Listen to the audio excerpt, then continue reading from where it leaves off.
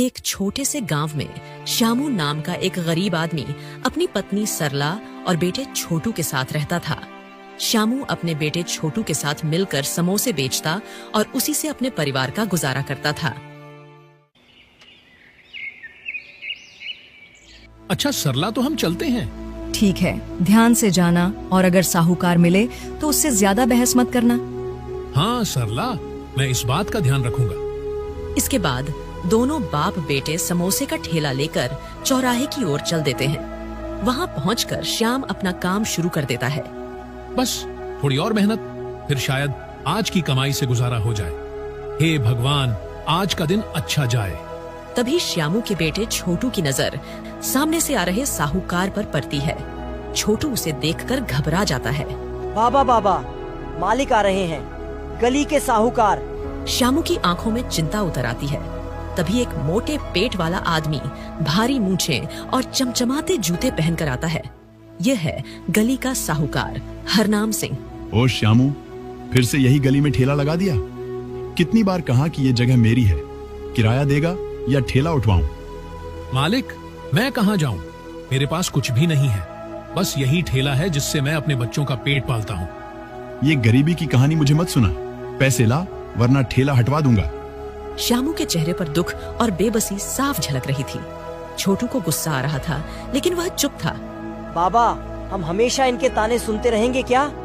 क्या करे बेटा, मेहनत के बावजूद भी कभी कभी परिस्थिति इंसान को झुका देती है। हरनाम सिंह ठेले की ओर बढ़ता है और एक समोसा उठाकर बिना पैसे दिए खाने लगता है। अरे वाह, स्वाद तो बढ़िया है, पर तेरी किस्मत खराब है श्यामू। देखता हूँ कितने दिन चलता है तेरा धंधा। वह ठहाका लगाते हुए चला जाता है। श्यामू और छोटू उसे जाते हुए देखते रहते हैं। बाबा, हम इनको जवाब देंगे। एक दिन हम इतनी तरक्की करेंगे कि यही लोग हमसे उधार मांगेंगे। श्यामू छोटू की तरफ देखता है। उसकी आंखों में कहीं एक उम्मीद की किरण चमक उठती है। इसके बाद शाम को दोनों बाप बेटे ठेला लेकर घर की ओर चल देते हैं। रात का समय। श्यामू का छोटा सा मिट्टी का घर। कोने में एक टूटी हुई चौकी पड़ी थी, जिस पर श्यामू की पत्नी सरला बैठकर खाना बना रही थी। छोटू भी पास में ही बैठा था। श्यामू थके हुए चेहरे के साथ सरला की ओर देखता है। श्यामू, क्या आज भी साहूकार आया था? हाँ सरला, वो फिर से धमकी देकर गया है। कह रहा था कि जगह का किराया दे वरना ठेला हटवा दूंगा। सरला साहूकार इतना किराया मांग रहा है कि यदि हम उसे किराया देने लगे तो हमारे कुछ नहीं बचेगा। यह सुनकर सरला की आंखों में आंसू आ जाते हैं। वह चूल्हे से रोटी निकालकर रामलाल की ओर बढ़ाती है। दिन भर मेहनत करते हो, लो 2 रोटी तो चैन से खा लो। सरला, कब तक ऐसे चलेगा? कभी कभी लगता है कि किस्मत मेरे साथ मजाक कर रही है। छोटू जो चुपचाप बैठा सुन रहा था, अचानक बोल पड़ता है। बाबा, हम किस्मत से नहीं, अपनी मेहनत से जीतेंगे। एक दिन हमारा नाम होगा और यह साहूकार खुद हमारे पास आएगा। श्यामू छोटू की ओर देखता है। उसके आत्मविश्वास से भरे शब्द सुनकर उसकी आंखों में हल्की सी चमक आ जाती है। हाँ, तू सच कह रहा है बेटा। और हाँ बाबा, अगर समोसे इतने स्वादिष्ट हैं तो हमें डरने की जरूरत नहीं। हमें और अच्छा बनाना होगा और ज्यादा लोगों तक पहुंचाना होगा। सरला भी छोटू की बात सुनकर सोच में पड़ जाती है। लेकिन बेटा, ये सब करने के लिए पैसे कहाँ से आएंगे? माँ, अगर हमारे पास पैसे नहीं हैं तो हम अपनी मेहनत बढ़ा सकते हैं। हमें कुछ नया सोचना होगा, कुछ अलग। श्यामू और सरला छोटू की बातों को ध्यान से सुनते हैं। उनकी की आंखों में एक नई उम्मीद की चमक उठती है। रात धीरे धीरे गहरी होती जाती है, लेकिन अब इस छोटे से घर में एक नई उम्मीद जाग चुकी थी। अगली सुबह श्यामू और उसका बेटा छोटू ठेला लेकर चौराहे की ओर निकलते हैं। जैसे ही वे वहां पहुंचकर अपना काम शुरू करते हैं, तभी साहूकार वहां आ जाता है। साहूकार गुस्से में श्यामू को देखता है। ओए, तुझसे कितनी बार मना कर दिया कि यहाँ ठेला मत लगाया कर। किराया तो देता नहीं है और रोज फ्री में ठेला लगा लेता है। साहूकार जी, आपको तो पता ही है कि मैं कितना गरीब आदमी हूँ और थोड़े बहुत समोसे बेचकर अपने घर का गुजारा करता हूँ। साहूकार जी, मैं दिन भर में मुश्किल से 250 रुपए कमा पाता हूँ। यदि उसमें भी मैं आपका किराया देने लगूंगा तो मेरे पास क्या बचेगा? तो ठीक है, यदि तुझे किराया नहीं देना तो अभी के भी अपना ठेला यहाँ से हटा, नहीं तो आदमियों को बुलाकर तेरा ठेला यहाँ से फिकवा दूंगा। यह सुनकर श्याम की आंखों में आंसू आ जाते हैं। दोनों बाप बेटे अपना ठेला लेकर वहाँ से गांव की दूसरी ओर चलने लगते हैं। बाबा, अब हम क्या करेंगे? चिंता मत कर बेटा, भगवान सब देख रहा है, कहीं ना कहीं कोई जगह मिल ही जाएगी। चलते चलते तभी श्यामू की नजर गांव के एक और चौराहे पर पड़ती है, जहाँ ज्यादा भीड़ भाड़ तो नहीं थी, पर यह जगह उसके लिए सुरक्षित थी। इसके बाद श्यामू अपना ठेला सड़क के पास पैर के नीचे लगा लेता है। चौराहे पर श्यामू का समोसे का ठेला लगा था। हल्की ठंड थी, लेकिन समोसे की गरम गरम खुशबू हवा में घुल रही थी। श्यामू ताजे समोसे निकाल रहा था और छोटू ध्यान से ग्राहकों को देख रहा था। कुछ लोग समोसे खरीद रहे थे, लेकिन बिक्री ज्यादा नहीं हो रही थी। छोटू बेचैनी से इधर उधर देख रहा था। तभी एक अमीर आदमी अपनी बड़ी चमचमाती कार से उतरता है। उसकी आंखों में घमंड झलक रहा था। यह था विजय शंकर, पास के होटल का मालिक।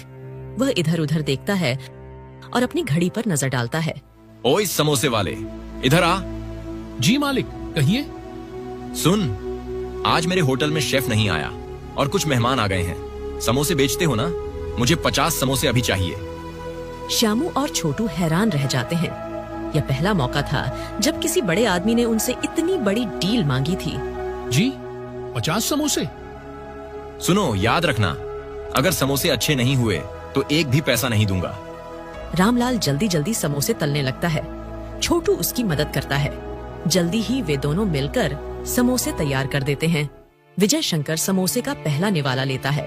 वाह, समोसे तो बहुत स्वादिष्ट है। सुनो, तुम इसी प्रकार रोज मुझे समोसे देते रहना। इसके बाद वह श्यामू को पैसे देकर वहाँ से चला जाता है। ये देखकर श्यामू के चेहरा खुशी से खिल उठता है। बाबा, लगता है भगवान ने हमारी सुन ली। हाँ, और अगर हमने सही से काम किया तो शायद यह मौका हमारी जिंदगी बदल सकता है। इसके बाद शाम को दोनों खुशी खुशी घर पहुँचते हैं।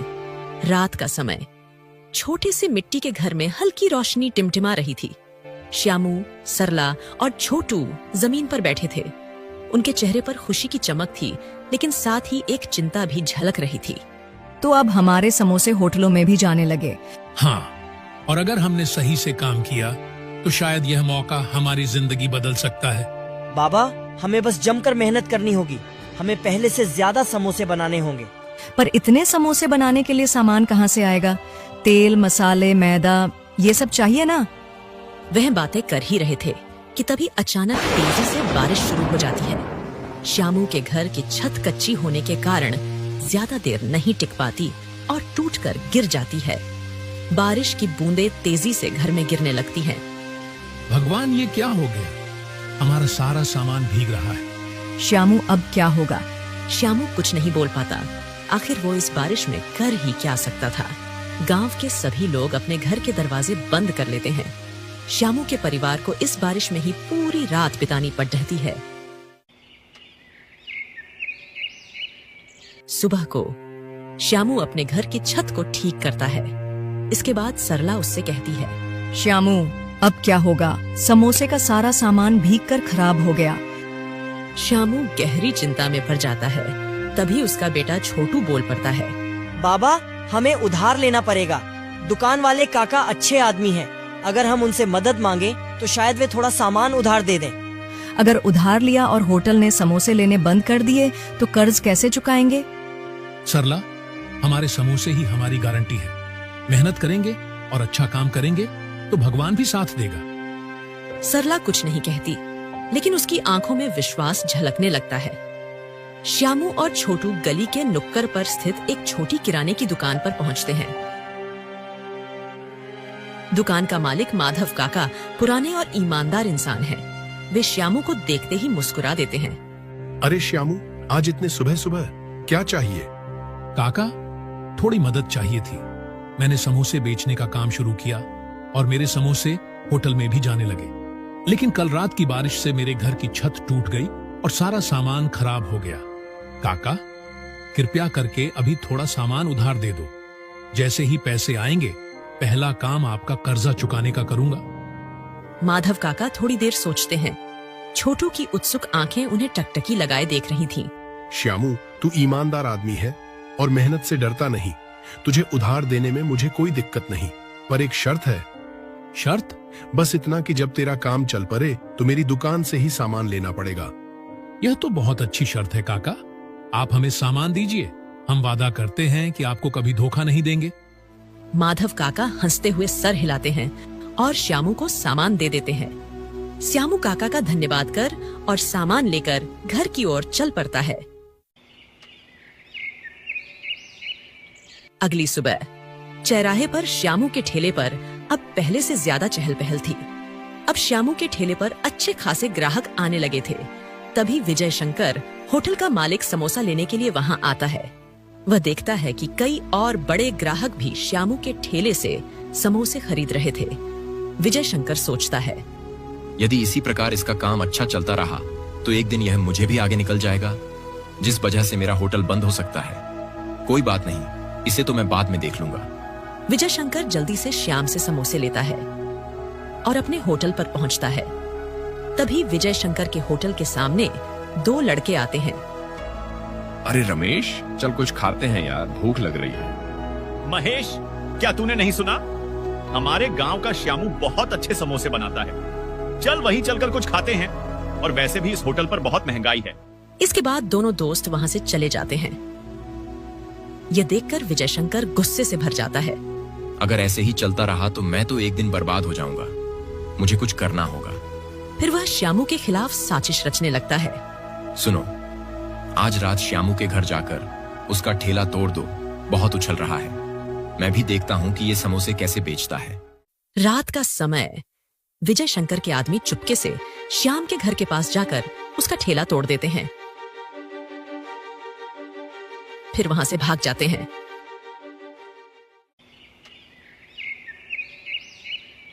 अगली सुबह जब श्यामू घर से बाहर आकर अपने ठेले को देखता है तो वह पूरी तरह घबरा जाता है। आखिर यह किसने किया है? हे भगवान, ये क्या हो रहा है मेरे साथ? श्यामू की आवाज सुनकर सरला और छोटू दौड़े चले आते हैं। क्या हुआ श्यामू? तभी सरला की नजर ठेले पर पड़ती है, जो बुरी तरह टूटा पड़ा था। यह देखकर सरला बहुत दुखी होती है और उसकी आंखों में आंसू आ जाते हैं। अब क्या होगा बाबा? तभी माधव काका, जो अपनी दुकान पर जा रहे थे, उनकी नजर श्यामू पर पड़ती है। अरे श्यामू, क्या हुआ? माधव काका, देखो, कोई कल रात मेरा ठेला तोड़ कर चला गया। माधव काका यह देखकर हैरान रह जाते हैं। वे सोचते हैं, श्याम एक मेहनती आदमी है और अच्छे समोसे बनाता है। किसी ने जलन के कारण उसका ठेला तोड़ दिया होगा। श्यामू, तू चिंता मत कर, मेरी एक दुकान खाली पड़ी है। अगर तू चाहे तो उसमें अपने समोसे बेच सकता है। और सुन, जब तक तेरा काम अच्छा नहीं चल जाता मैं तुझसे किराया नहीं लूंगा। माधव काका की है बात सुनकर श्यामू के चेहरे पर थोड़ी शांति आती है। वह कहता है, काका, आपका बहुत बहुत धन्यवाद जो तुमने मुझ गरीब को सहारा दिया। मैं पूरी कोशिश करूंगा इस दुकान को अच्छे से चलाने की। इसके बाद अगले दिन से श्यामू माधव काका की दुकान में समोसे बेचने लगता है। धीरे धीरे श्यामू की दुकान चलने लगती है। अब ग्राहकों की भीड़ हर रोज बढ़ रही थी। श्यामू और छोटू मिलकर खूब मेहनत कर रहे थे। श्यामू भैया, आज तो समोसे और भी बढ़िया लग रहे हैं। अब हमें होटल जाने की जरूरत ही नहीं, यहाँ के समोसे ही सबसे बढ़िया हैं। छोटू और श्यामू गर्व से मुस्कुरा उठते हैं। तभी एक लड़का श्यामू की दुकान पर आता है। नमस्ते काका, मैं अजय हूँ। आपके समोसों के बारे में बहुत सुना था, आज खाने आया हूँ। श्यामू मुस्कुराकर प्लेट में समोसे रखता है।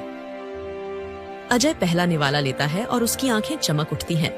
अरे वाह, ये समोसे तो सच में लाजवाब हैं। काका, मैं एक रेस्टोरेंट चेन में काम करता हूँ और हम अपने मेन्यू में आपके समोसे जोड़ना चाहते हैं। ये सुनकर श्यामू बहुत खुश होता है और कुछ समोसे अजय को दे देता है। अजय समोसे लेकर रेस्टोरेंट में पहुंचता है। मालिक, ये समोसे खाकर देखिए। रेस्टोरेंट का मालिक गुप्ता समोसे खाकर देखता है। वाह, ये समोसे तो लाजवाब हैं। कहाँ से लाए? साहब, ये समोसे हमारे गांव के श्यामू की दुकान के हैं। अच्छा, तो ठीक है। उससे कहना कि हमें रोज ऐसे ही स्वादिष्ट समोसे चाहिए। अगर ऐसे समोसे हमारे ग्राहक खाएंगे तो हमारा रेस्टोरेंट और अच्छा चलेगा। इसके बाद अजय जल्दी से श्यामू की दुकान पर पहुंचता है और वहां पहुंचकर सारी बात श्यामू को बता देता है। श्यामू और छोटू एक दूसरे की ओर आश्चर्य से देखते हैं। यह उनके लिए एक और बड़ा मौका था। बाबा, अब हमारे समोसे पूरे शहर में बिकेंगे। लेकिन बेटा, इतना बड़ा ऑर्डर पूरा करना आसान नहीं होगा। आप मेहनती हैं काका, और आपकी मेहनत ही आपको आगे बढ़ाएगी। हम आपको हर संभव मदद देंगे। तभी वहाँ हरनाम सिंह आता है। क्या बात है श्यामू, आजकल तो बड़ा बिजनेस कर रहा है। हाँ मालिक, भगवान की कृपा से सब ठीक चल रहा है। पर एक बात याद रखना, गरीब चाहे जितना ऊपर चला जाए, उसकी औकात वही रहती है। छोटू को गुस्सा आ जाता है, लेकिन श्यामू उसे इशारे से चुप कराता है। मालिक, आदमी की औकात उसकी मेहनत और इज्जत से बनती है, ना कि पैसों से। हरनाम सिंह कोई जवाब नहीं दे पाता और गुस्से में वहाँ से चला जाता है। श्यामू की आंखों में एक नई उम्मीद जाग उठती है। छोटू के चेहरे पर आत्मविश्वास झलकता है। अब उनका सपना और भी बड़ा होने वाला था। श्यामू माधव काका का भी सारा कर्ज चुका देता है। श्यामू का सफर एक ठेले से शुरू हुआ था, लेकिन अब वह अपनी खुद की दुकान और एक बड़े बिजनेस की ओर बढ़ रहा था। उसकी मेहनत, ईमानदारी और संघर्ष ने उसे सफलता की ओर पहुंचाया।